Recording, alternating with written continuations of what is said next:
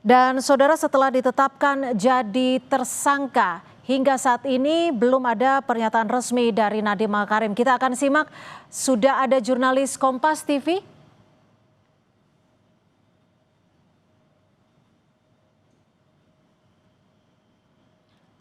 Ya, belum ada pernyataan resmi dari tersangka Nadiem Makarim. Namun saat ini, saudara, ini adalah visual terkini di Kejaksaan Agung, di mana pagi tadi Nadiem Makarim bersama kuasa hukumnya tiba di Kejaksaan Agung untuk menjalani pemeriksaan sebagai saksi dalam kasus pengadaan laptop Chromebook. Dan untuk membahas kasus korupsi yang menjerat mantan Mendikbudristek Nadiem Makarim, kita akan bahas bersama Guru Besar Fakultas Hukum Universitas Jenderal Sudirman. Sudah ada Prof. Hipnu Nugroho. Prof, untuk menetapkan Nadiem, mantan Menteri Mendikbudristek ini sebagai tersangka, mengapa perlu 3 kali pemeriksaan Nadiem sebagai saksi? Prof. Hipnu. Ya, karena pertama kali bahwa untuk menentukan sebagai tersangka itu paling tidak sudah diperiksa sebagai saksi. Ini sebagai pintu masuk untuk menutup adanya pra-peradilan yang seandainya dilakukan oleh Pak Nadiem. Satu. Yang kedua, kenapa sampai 3 kali? Kita harus lihat bahwa pengungkapan perkara ini sudah menetapkan 4 tersangka, di antaranya staf-stafnya. Ya. Oleh karena itu dari staf-stafnya itu paling tidak akan memberikan suatu informasi, akan memberikan suatu keterangan. Sebetulnya ide dasarnya dari mana, kemudian penyebarannya bagaimana, sampai pada bahwa terjadi suatu penyimpangan. Apa yang dilakukan tidak sesuai dengan perencanaan. Tapi kalau Gitu, menurut Pak. Anda sendiri, aspek penetapan Nadiem Makarim sebagai tersangka ini apakah sudah memenuhi semua indikator, semua aspek-aspek hukumnya?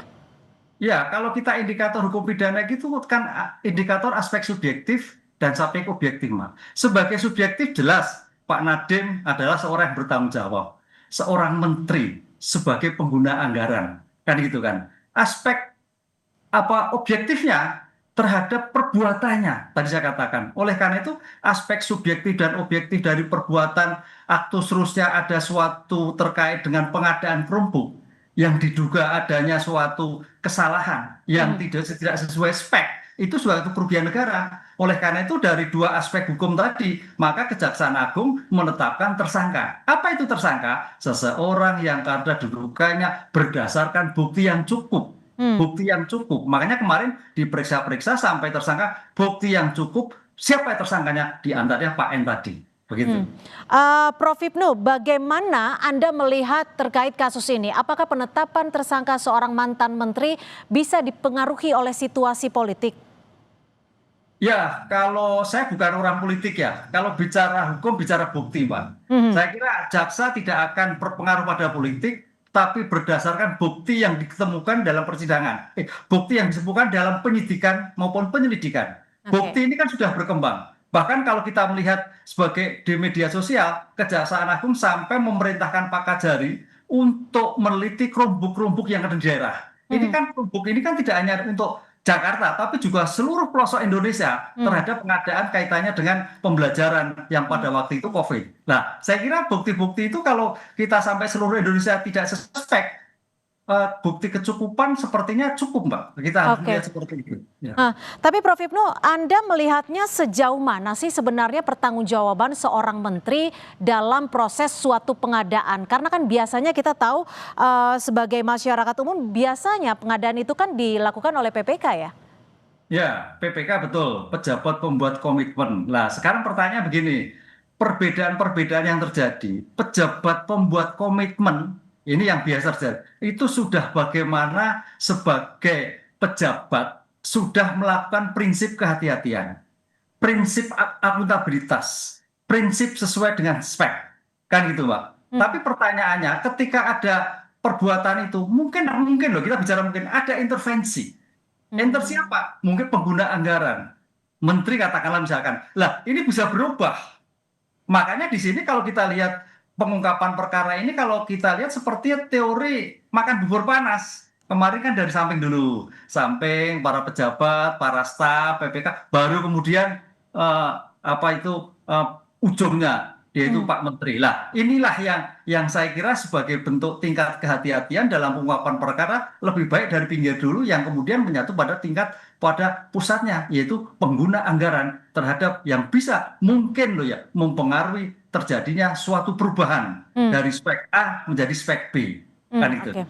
Prof, kalau kita tahu kan sekarang ada kasus hukum lainnya yang juga dialami ataupun sedang didekati oleh Nadiem Makarim di KPK. Apakah ini nanti prosesnya akan seperti apa? Ya, ini bagus Mbak. Bagus Mbak. Ini memang ada dua kasus yang ditangani oleh KPK, yang ditangani oleh Kejaksaan. Mungkin bisa saling koordinasi. Joint investigasi dalam pengungkapan perkara ini. Apa yang dilakukan oleh KPK, apa yang dilakukan penyidik di Kejaksaan merupakan satu kesatuan. Joint investigasi. Walaupun nanti persidangannya berbeda. Karena aktus terusnya berbeda. Subjek hukumnya berbeda. Yang ditangani Kejaksaan Agung adalah kelompok, yang ditangani oleh KPK mungkin berbeda. Itu Mbak. Tapi juga bisa juga digabungkan. Digabungkan. Karena ini kan teori penggabungan juga dimungkinkan. Karena subjeknya sama. Yaitu adalah Pak Nadiem. Tapi perbuatannya ada dua. Lah, tergantung nanti kesepakatan apakah Kejaksaan Agung sama KPK ada keinginan bersama untuk menyatukan, apakah dilakukan oleh Kejaksaan atau oleh KPK. Tergantung daripada pimpinan yang bersangkutan. Ini menarik karena bagaimana juga suatu peradilan itu harus asas cepat. Jangan sampai ini disidangkan, ini juga disidangkan. Dalam objek yang berbeda tapi subjeknya sama. Prof Hipnu, bagaimana sebenarnya kalau tadi Anda sempat menyebutkan ada saja kemungkinan intervensi dari seorang menteri dalam pengadaan. Lalu bagaimana membedakan antara kebijakan yang salah dan juga tindak korupsi? Dan seperti apa nanti dalam pemeriksaan 20 hari ke depan? Ya, kalau memang kebijakan, saya kira kebijakan itu dalam arti kan ada suatu suatu alasan-alasan tertentu kenapa suatu perbedaan. Nah, kebijakan-kebijakan perubahan biasanya juga harus disertai pertimbangan-pertimbangan, disertai dengan alasan-alasan. Apakah alasan-alasan pertimbangan itu bisa dimaknai sesuai dengan hukum? Nah, ini nanti saya kira ranah kuasa hukum untuk mengantarkan ini semua. Karena kebijakan itu biasanya kebijakan itu nuansanya adalah bersifat positif. Tapi positif ini yang tidak bersifat negatif. Lah, kalau kebijakan negatif pasti kena. Pertanyaannya kebijakan ini apa bersifat positif atau negatif terhadap pengadaan barang yang bersangkutan. Ini yang saya kira diuji nanti, Mbak. Baik, akan ada pendalaman lebih lanjut terkait dengan kasus ini. Terima kasih Prof Hipnu Nugroho sudah berbagi perspektif di Kompas Petang. Selamat sore, Prof.